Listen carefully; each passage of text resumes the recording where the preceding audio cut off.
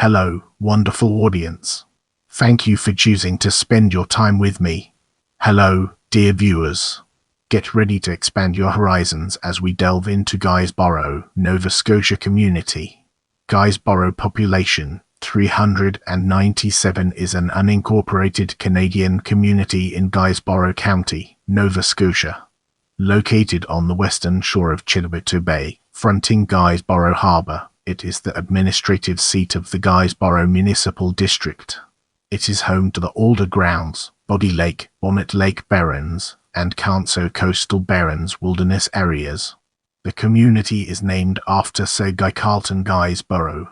With our curiosity piqued, let's embark on a dedicated exploration of history and its fascinating intricacies.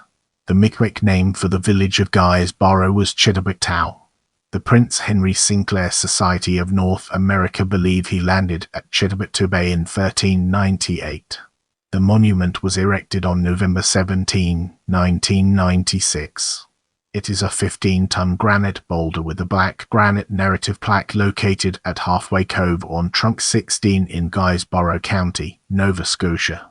The village of Guysborough was first settled by French Europeans in 1634, led by Isaac de Razilly, a French nobleman and navy officer who later became governor of French Acadia. He built a fort named Fort Street Frannois Canso at the entrance to the harbour. In 1655, Nicholas Dennis, governor of the new Street Lawrence Bay province, built Fort Chedabucto on Fort Point to serve as his capital. The fort was later replaced and renamed Fort St. Louis.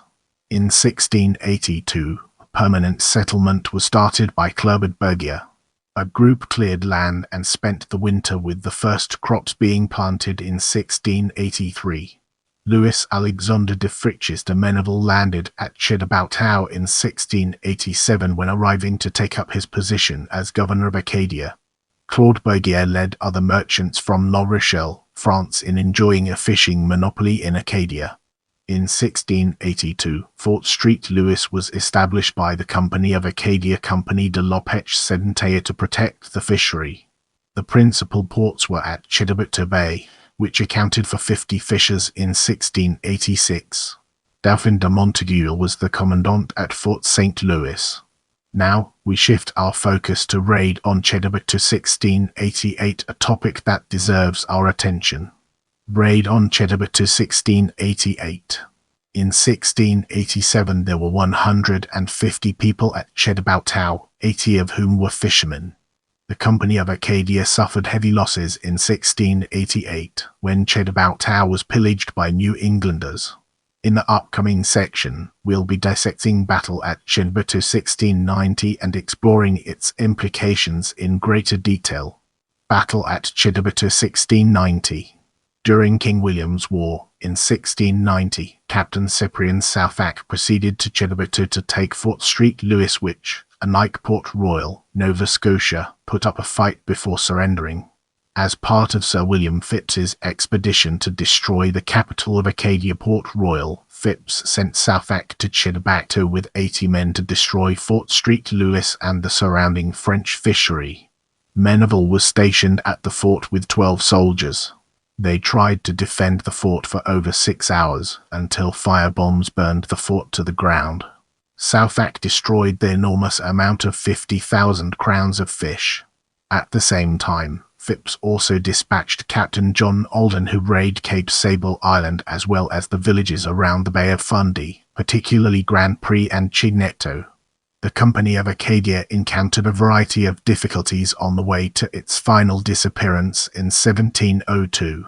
As we embark on the next leg of our journey, let's unpack the layers of raid on Chedabucto 1718, the Squirrel Affair, and examine its core elements.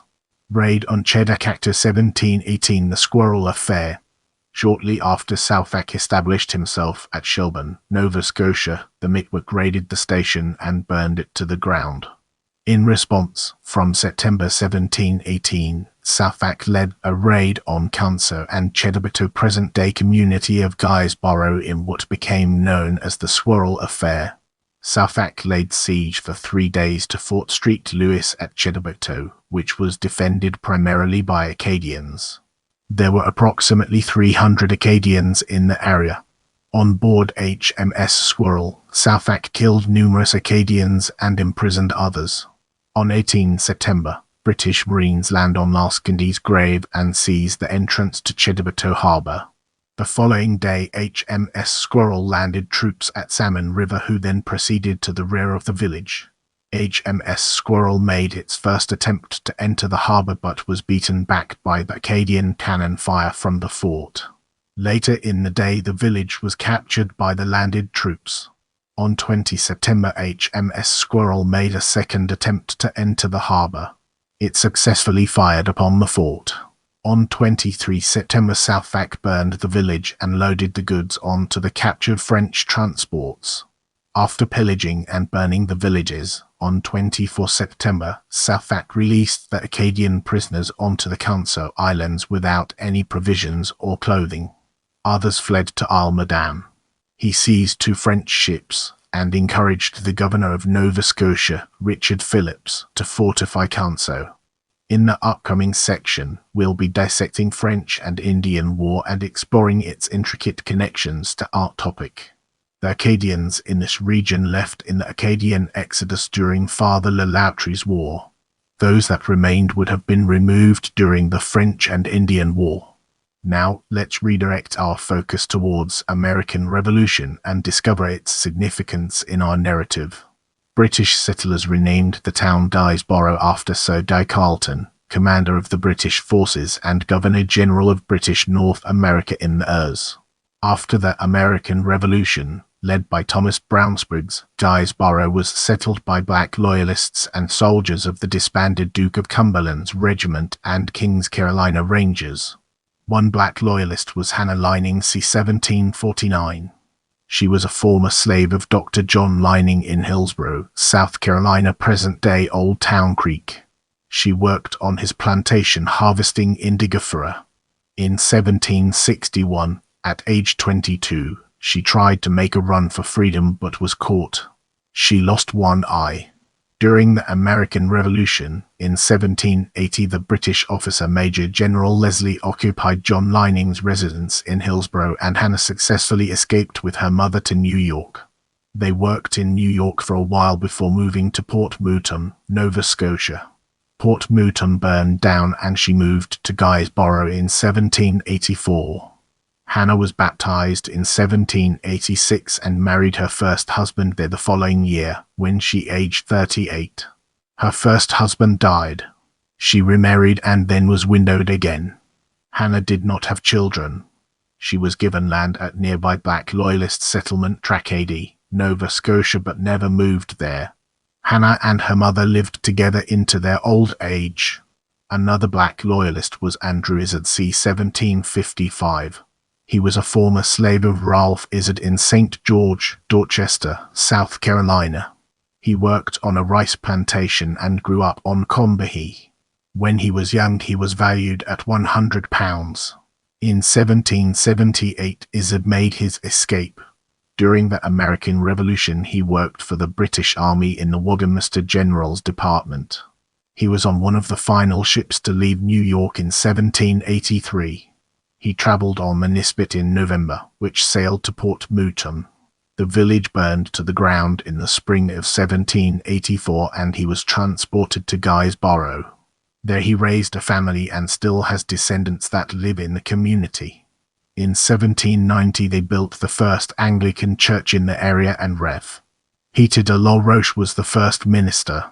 He arrived from Lunenburg after having signed a ransom agreement with American privateers in the raid on Lunenburg, Nova Scotia, 1782. Guysborough Blockhouse was built to defend the town's harbour by the British during the War of 1812.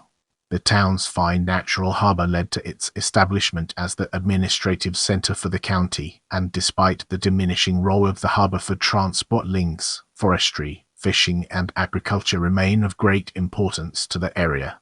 St. Anne's Catholic Church is the second church on the present site and was built in 1873. Get ready for an enlightening exploration as we dig into demographics and understand its role in the broader context. In the 2021 census of population conducted by Statistics Canada, Guysborough had a population of 397 living in 166 of its 185 total private dwellings, a change from its 2016 population of 363. With a land area of, it had a population density of in 2021.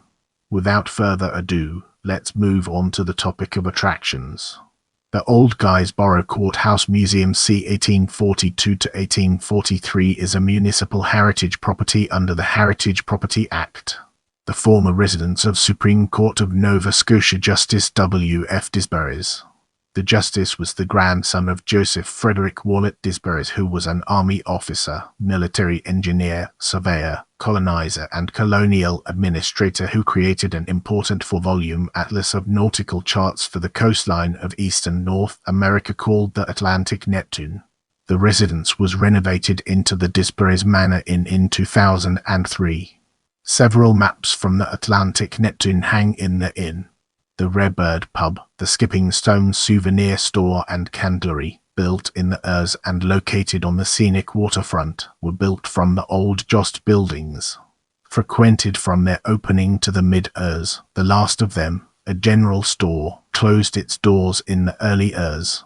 Moving ahead, let's uncover the hidden gems within Legacy and discover their significance. Namesake of HMCS Chedabucto. I love interacting with my viewers, so leave me a comment and I'll do my best to respond.